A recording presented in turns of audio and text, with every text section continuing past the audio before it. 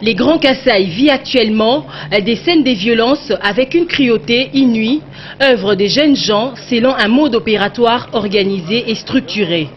Ces réprimandables actions des manques de civilisation se soldent jour après jour par des assassinats, des incendies volontaires, des viols, des destructions méchantes et autres enlèvements.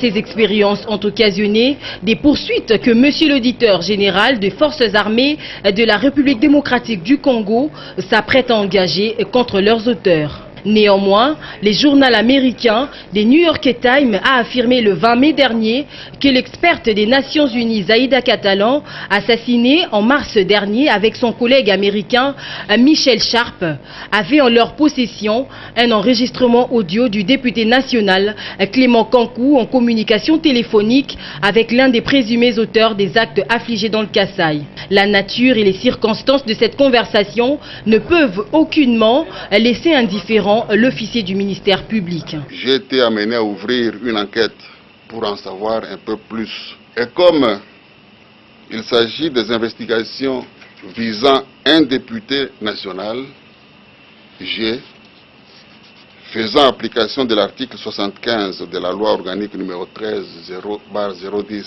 du 19 février 2013, loi relative à la procédure devant la Cour de cassation, j'ai donc adressé ce même lundi une lettre au président de l'Assemblée nationale pour me permettre de conduire des indispensables enquêtes dans cette sinistre affaire.